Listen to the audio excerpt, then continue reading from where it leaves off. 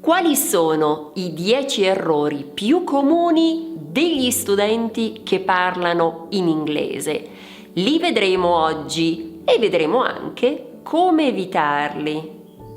Ciao, io sono Eli e aiuto gli studenti di italiano a parlare in modo sicuro e fluente. Cominciamo subito da una semplice domanda. Di dove sei? Questa non è certamente una domanda complicata, eppure ci sono ancora molte incertezze. Allora, quello che intendo è che alla domanda di dove sei non si può dire sono di Inghilterra, perché immaginiamo che tu sia di Londra. Tu puoi dire vengo dall'Inghilterra oppure sono inglese. Ma la struttura verbo essere, quindi sono, più di, più il paese, cioè lo Stato o la nazione, non è corretta. Quindi è sbagliato dire sono di Spagna o sono della Spagna, sono di Italia.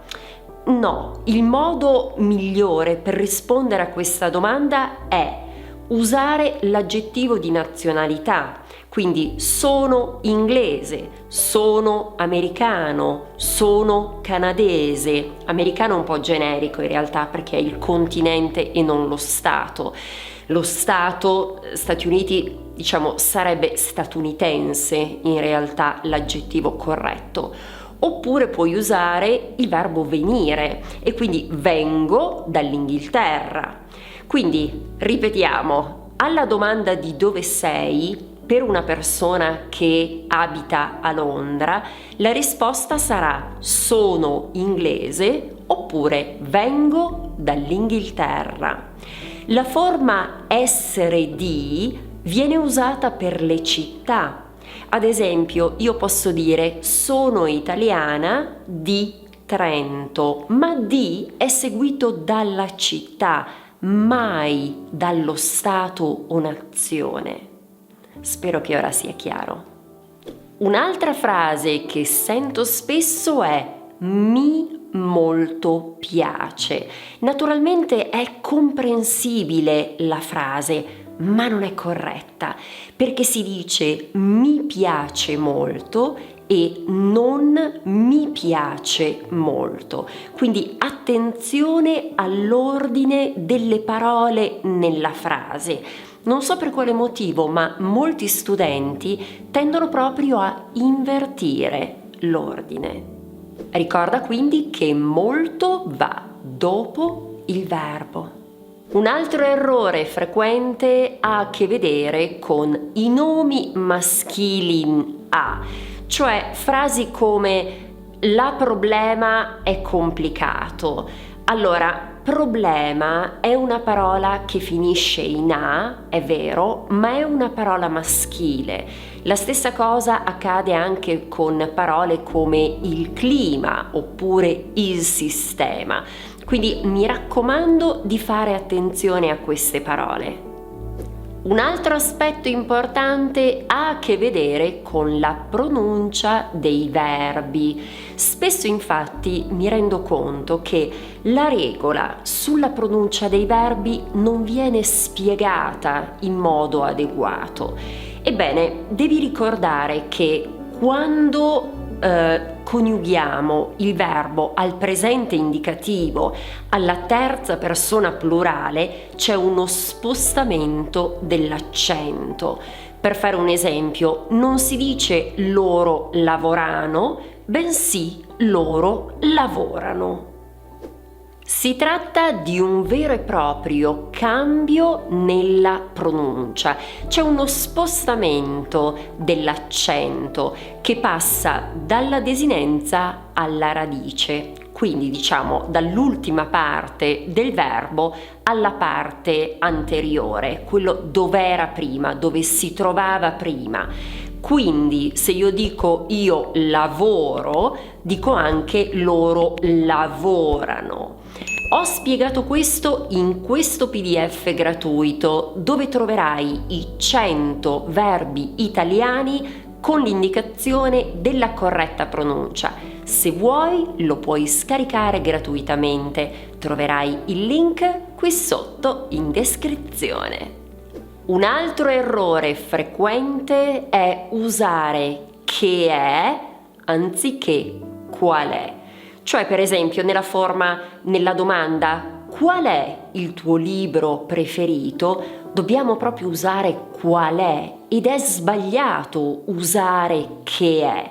Pertanto, in qualsiasi caso, con qualsiasi tipo di domanda nella quale chiediamo le preferenze, cosa piace all'altra persona, si dice sempre qual è.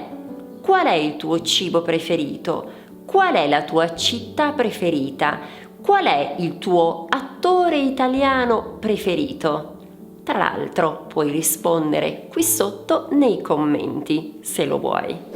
E un altro punto che crea incertezza è l'uso di preferito e favorito.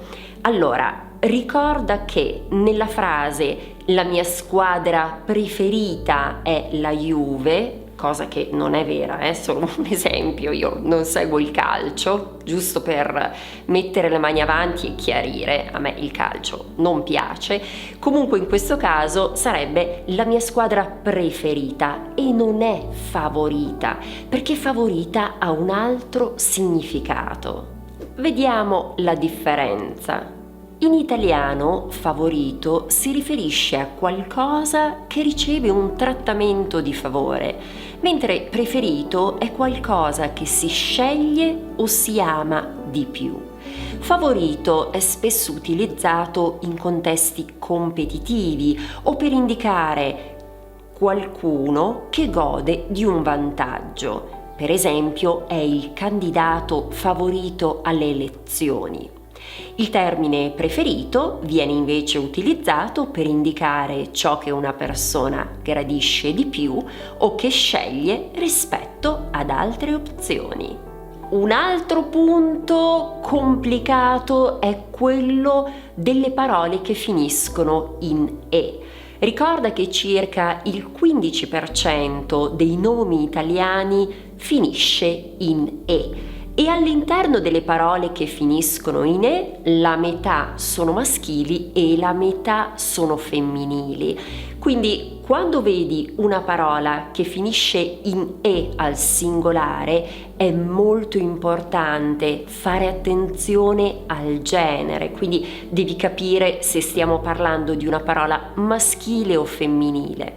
Un errore, ad esempio, è dire il riunione è finito, non lo so, presto, per esempio, ma in realtà la frase è la riunione, così come si dice il cliente oppure la cliente, a seconda che si tratti di un uomo o di una donna.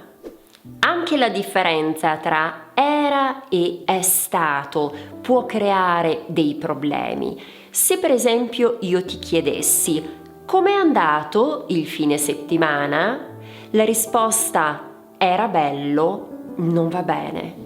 In questo caso, infatti, dobbiamo usare il passato prossimo perché ci riferiamo a un evento passato ormai concluso. Quindi, com'è andato il fine settimana? È andato molto bene, grazie.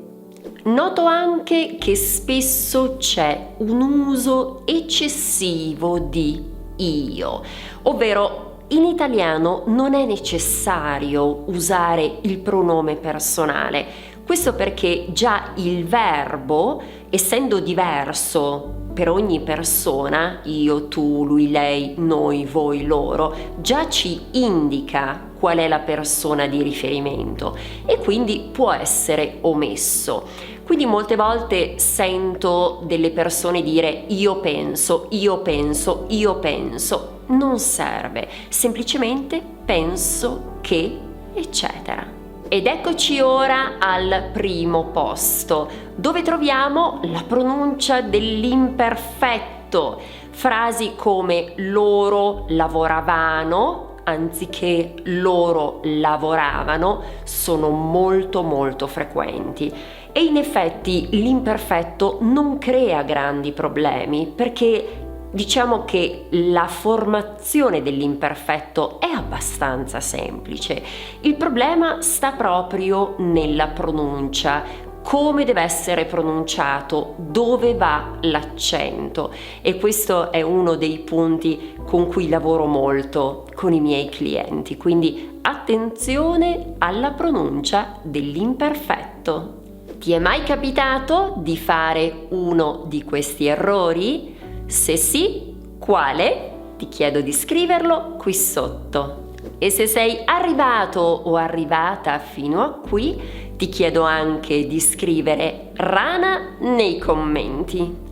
Oggi abbiamo parlato dei 10 errori più frequenti degli studenti, in particolar modo che parlano in inglese, ma ce n'è un altro, quello legato agli aggettivi. Ecco perché il prossimo passo è quello di cliccare su questa video lezione. Trasforma il tuo sogno italiano in realtà. Grazie dell'attenzione, ci vediamo sempre qui su Italiano con Eli.